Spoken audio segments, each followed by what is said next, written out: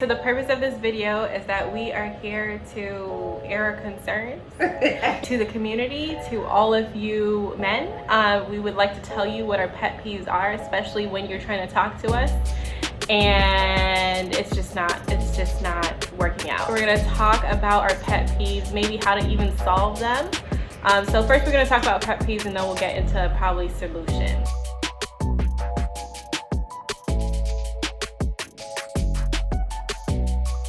You know when you give somebody your number and you guys just start talking and like you're texting back and forth and they're like keep asking you for pictures? Like if you slid in my DMs, you've obviously seen my Instagram. You obviously know what you like. Exactly. So the pictures that I'm sending are the pictures that are on my Instagram. If you think that you're getting any other type of pictures, you're sadly mistaken. Yep. And that's a quick way to get blocked when you keep asking me for pictures. Pictures of what, sir? Yeah.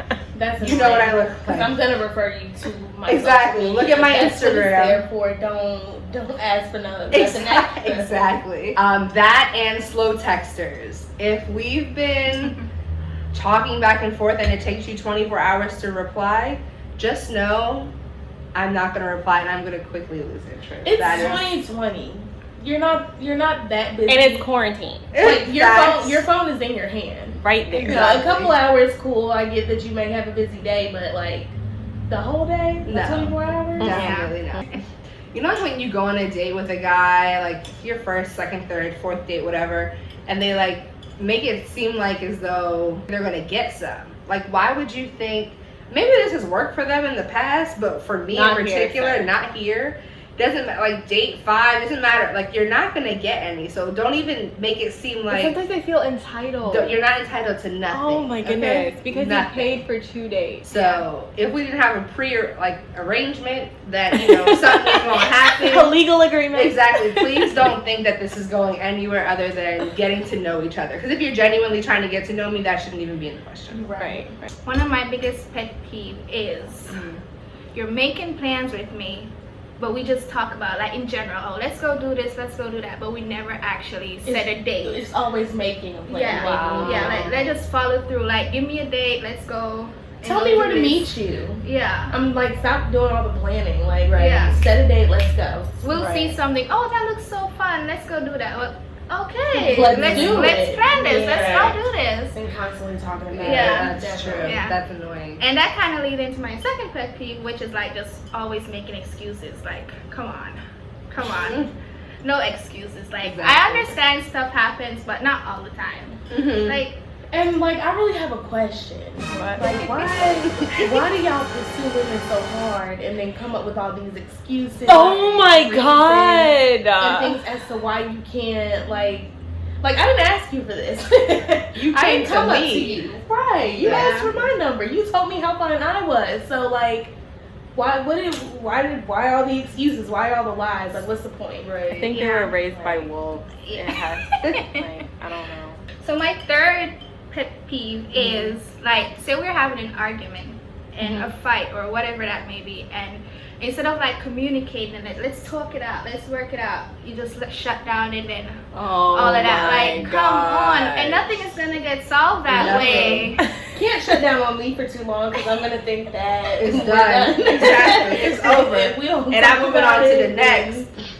Like, I like to communicate. Like, we can solve this, we can work out this. That's the only way things are gonna work. If we both know what we're talking about. Yep. Like, and honesty, brutal honesty.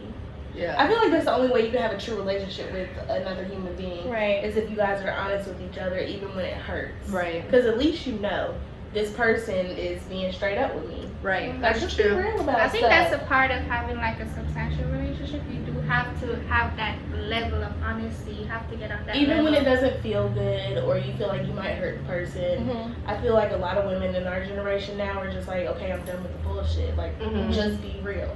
Whether or not how you think it's gonna make me feel, Right. just be real. Yeah. Right. And then I'll make my decision on how I feel about it. I know a lot of guys are like, oh, I'm gonna tell her straight up, but you're not though. You're not. Like, if you're leading her on, like asking extra questions that you really don't care And about. I really don't get that because it's like they're trying to save your feelings, but in the end, it's only going to be worse.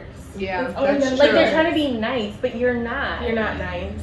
And they're really You're a trickster. You're a trickster. There's nothing nice about you.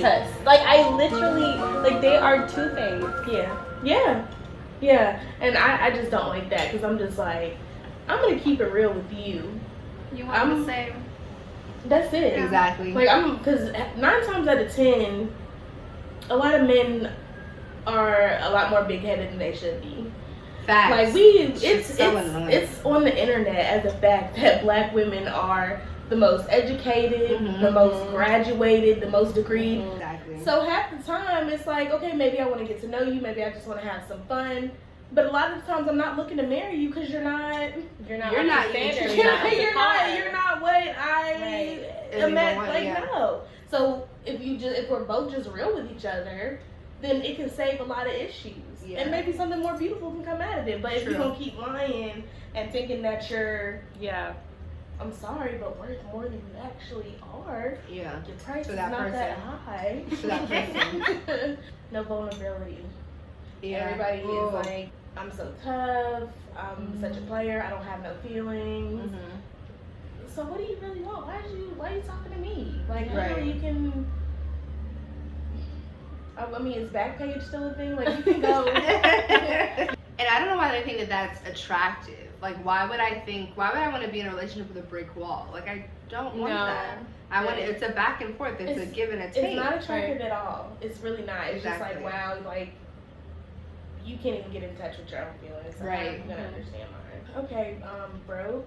And I'm not talking about the type of broke that like you're paying your bills and you don't have like just extra money to throw. That's different. You're handling your responsibility. That's not broke. You're living in this damn 2020 expensive. It's expensive. Like we get that. We know that this is not back in the 80s and 90s where stuff was like you can get a 3-bedroom apartment for $500. Like I don't even know if that's true, but we know that we're not living in those times. So it's just like I get that. It's the people that like you don't want to work, you don't want to do anything. No for ambition. Yourself, no ambition, no drive. And then you're even stingy with what you do have. But then you want to be all up in my face trying to flaunt something like you have something. But you don't have anything. And you can't date. You can't want to date and also want to be stingy. You gotta make a decision between the two. Either you want to show this woman that you're like worth something, or you want to stay at home and do you and save your little coin. Yeah. Like, stay at home and save your little coin. I ain't got time. I'm not about to lower my standards because you feel like you don't want to spend the money. Right. And then honestly, once you get to know me, I'm quick to pull out my wallet too. That's true. It's always like it's a give and a take. So I'm not opposed to paying for dates, but you have to be worth it. Yeah. Changing up on me, like for instance, there's so many dates at first. We're going to STK, we're going here, we're going there. Don't be saying specific things now. We're doing all this other stuff, and then we finally get together, you finally get me, and then it's like we're sitting home and watching Netflix. I just don't understand that. That is not how I entered into the relationship. So don't introduce me to a vibe that you can't maintain. Like it's like no. That's like a quote right there. Don't introduce me to a vibe that you can't maintain. No, I don't like that. Like okay, it's fine, but you should have said in the very beginning, hey, I want to stay at home and watch Netflix so that I can choose to be with you. Right. Don't show me something that you can't keep up, because then it's gonna be like, did you get complacent or? Right. I think it's one thing to go from going out, 2 times a week in the beginning to like, maybe 1 time a week if you guys are trying to save up towards something. Yeah. But to like not having a date night in a month when I was going out 2 times a week, that's it's insane. Mm-hmm. It's insane. And then if you're working on something, that's the conversation. And being transparent with that. So it's like, hey, I have like these financial goals just to let you know. This is what I'm working on. Yes, we had to limit date night to a day per week. We like a man with a plan. We do. That's if you have a plan, that's something I can work with. The second one is not making the relationship a priority. I mean, we're all busy. We all have full-time jobs. But when we are supposed to be having date night and you are playing video games, are you a child? Because I don't like that. That is so wrong. Like, please don't do that. Okay, So like she said, if it's date night and you're playing video games, Right. that's an issue. I'm the type of girl who play your video games. I don't care because I'm about to be on my phone in another room doing me. But how But long when can it's that time- last for? I got a problem. I got beef with video games. I'm not even She gonna lie. got beef with Listen, video I games. have beef with video games because listen, my thing is I'm very forward thinking and I have all of these plans and aspirations. Like I have all these side hustles. So why am I with you if like you're doing in your extra free time, like you're just gonna be playing like Sometimes it's a stress relief for them. oh I know. However, but if that's like your top thing, and you If that miss becomes every priority day, over me, that's a problem. then I'm gonna be like, bruh. But that's the same thing too. Like if you're dating and I know, hey, he's like an avid video game player, then I'm just not. That's not my preference. I'm not gonna date Okay, you. right. But then Right. all of a sudden, we are in this wonderful relationship, and you were taking me on 5 dates, and now we're not, and you're playing video games. Like no, Yeah. I don't like think that. it's okay for them to have their little fun time, whatever they Yeah, do for yeah. fun. But it's like it's moderation. Like Moderation. Yeah, everything in moderation. That's Because true. I don't want you up under me all the time. Because That's I'm true. gonna want my alone time too. Yeah. Back Right. up. Like I'm so okay with video games. I can sit there and literally watch. I can watch every video game except for 2K.